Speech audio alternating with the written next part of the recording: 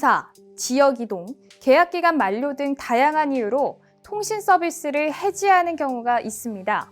이때 어떤 것을 미리 확인해야 할지 알아보겠습니다. 먼저 임대했던 장비를 사업자가 회수할 때까지 보관을 해야 하며 장비 반납 후에는 반환 확인서를 받아서 보관을 해야 합니다.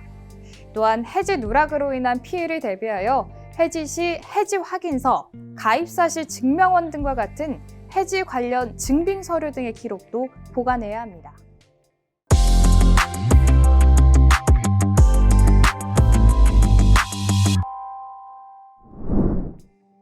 깔끔하게 해지가 완료되면 정말 좋겠지만 안타깝게도 상황에 따라서 할인 반환금, 즉 위약금이 발생하는 경우도 종종 있습니다. 어떤 경우에 이 위약금이 발생되는지 함께 알아볼까요? 이동전화 해지 시 위약금이 발생하는 경우는 단말기 지원금을 받은 경우, 선택요금 할인을 받은 경우, 약정기간 만료 전 타사로 번호 이동을 하는 경우가 해당됩니다. 초고속 인터넷 해지 시 위약금이 발생하는 경우는 사업자가 장비 임대료를 지원하는 경우, 정품을 받았지만 통신 서비스 유지 기간이 12개월 미만인 경우가 해당됩니다.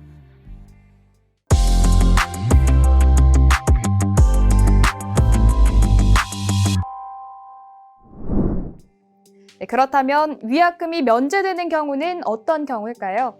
이 부분도 마찬가지로 이동전화와 초고속 인터넷으로 나눠서 살펴보겠습니다. 이동전화의 경우는 통화 품질이 불량일 경우 14일 이내에 고지하면 위약금이 면제되고, 가입자가 사망하거나 실종, 이민을 가는 경우, 그리고 이용 계약 체결 시 판매자가 중요 사항을 미고지하거나 허위 고지한 경우 위약금이 면제됩니다. 다음으로 초고속 인터넷의 위약금이 면제되는 경우는 가입자가 사망, 실종, 군 입대, 이사하는 경우가 해당됩니다.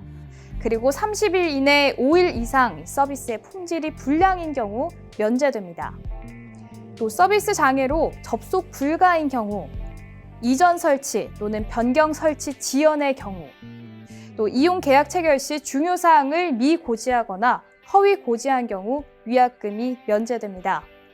단 건물주의 반대로 이전이 불가하거나 가입자가 이민을 가는 경우에는 위약금의 50%를 감면해 줍니다.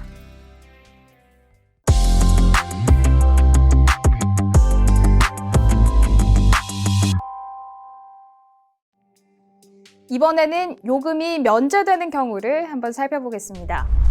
이동전화의 요금이 면제되는 경우는 법정 대리인의 동의 없는 미성년자 계약의 경우, 미신청 부가 서비스의 요금이 청구되는 경우, 이용자 동의 없이 부가 서비스가 유료로 전환된 경우 요금이 면제되며, 통화 품질이 불량인 경우에는 직전 1개월 요금 중 기본료의 50%를 감면해 줍니다. 다음으로 초고속 인터넷의 경우는 최근 30일 이내 5일 이상 서비스의 품질이 불량인 경우, 이전한 장소 내 기존 서비스의 사용이 불가하여 신규 가입하는 경우에 요금이 면제됩니다. 단 이전에 납부한 할인 반환금을 토대로 매월 기본료에서 요금을 할인해 줍니다. 이상 통신 서비스 해지 시 유의사항에 대해서 알려드렸습니다.